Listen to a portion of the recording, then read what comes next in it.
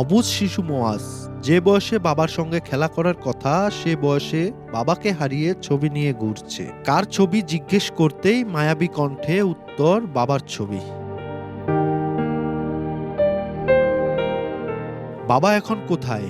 অজানা কেউ বাবাকে খুঁজলেই এভাবেই কবরের পাশে নিয়ে যাচ্ছে শিশুটি। বলছে ঘুমিয়েছে বাবা।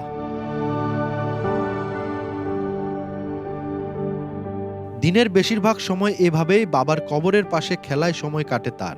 অধীর অপেক্ষায় থাকে এই বুঝি ফিরবে বাবা, কোলে নিয়ে আদর করে ছুটবে হাটঘাট মাঠ বাজার। দরিদ্রতার যাতা কলে পিষ্ট হয়ে ঘুরে দাঁড়াতে গিয়ে গ্রাম ছেড়ে গাজীপুরে কাজের উদ্দেশ্যে পাড়ি দেন। জুলাই বিপ্লবে অধিকার আদায়ে বৈষম্য বিরোধী আন্দোলনে যোগ দেন মোয়াজের বাবা, পঞ্চগড়ের দেবীগঞ্জের বাসিন্দা শাহাবুল ইসলাম শাহন। কিন্তু গত 4 আগস্ট ছাত্র জনতার আন্দোলনে পুলিশের গুলিতে নিহত হন তিনি। আমরা তো দেখতে আসি যে ওইখানে গেলে মানুষ গুলাগুলি হইতেছে, মারামারি হইতেছে, ওইখানে যাওয়া যাবে না। আমরা আসছি ঢাকা শহরে কাজ করে খাওয়ার জন্য, ওইখানে তো আর আমাদের কাজ না। কয় না আমি 1 ঘন্টার জন্য হলেও আমি মিছিলে যাবই। ওইখানে আমি কালকে গোসল করে উজু করে একদম পাক পবিত্র হয়ে যাব। যদি শহীদ হয়ে যাই বলাও তো যায় না, আমি 1 ঘন্টার মধ্যেই চলে আসব। কিন্তু ওই যে গেছে আর ফিরতে পারে নাই। এখানে মিছিলে যোগ হওয়ার পরে সাথে সাথেই হয়তো মিছিল হয়তো বেশিক্ষণ করতেও পারে নাই। আমার স্বামীর কিছু ঋণ ছিল, এগুলা শোধ করার জন্যই আমরা ঢাকা গেছিলাম, চাকরি নিয়েছিলাম, চলছিল ভালোই, ঋণপাতি শোধ করতে ধরছিলাম, কিন্তু হঠাৎ করে তো সব শেষ হয়ে গেল। শাওনের মতো দুঃখের গল্পগুলো প্রায় একই সুতোয় গাঁথা। বৈষম্য বিরোধী ছাত্র আন্দোলনে ঢাকা ও গাজীপুরে নিহত পঞ্চগড়ের অপর 4 জনের। তাদের হাজারো স্বপ্ন ঝরে পড়ে এখন কেবলই ছবি। পরিবারের একমাত্র উপার্জনক্ষম ব্যক্তিকে হারিয়ে দিশেহারা পরিবারগুলো। যেদিন যায় ওই দিন কয়া যায় নাই, আগে কইতো যে আমি যদি আন্দোলনে শহীদ হই তুমি শহীদের মা হবা। আমার মা শহীদের মা হবে, তুমি শহীদের নানি হবা। মুছে মার খাইছে কি থাপড় খাইছে, ওই খুবাই মুখান নিন না। আল্লাহ যেটা কইছে ওইটা কবুল কইছে।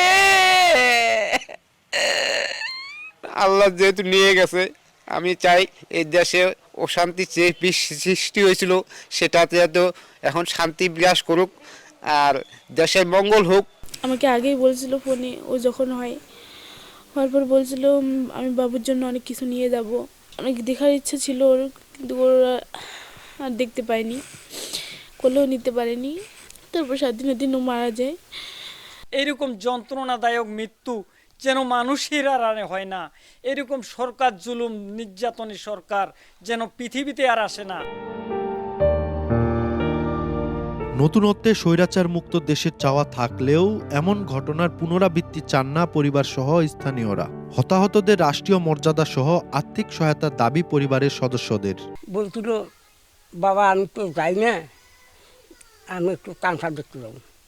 বাবা কানসার দেখতে যাই না, কবে আমার ভাইয়েরা করে মারা যায়, আমি বাঁচতে থাকি কী করবো। সে গার্মেন্টসে চাকরি করতো, সবাইকে বলছে আমি যেন শহীদ হই, সেইভাবে সবাইকে বলে আসছিল।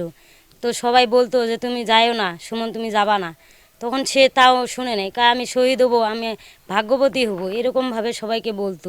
সরকারের পক্ষ থেকে সব ধরনের সহায়তার আশ্বাস প্রশাসনের। পরিবারগুলোর সাথে নিয়মিত যোগাযোগ রাখছি। তাদের কোনো সমস্যা অসুবিধা হলে আমরা সেগুলো তাৎক্ষণিকভাবে সমাধান করার চেষ্টা করছি।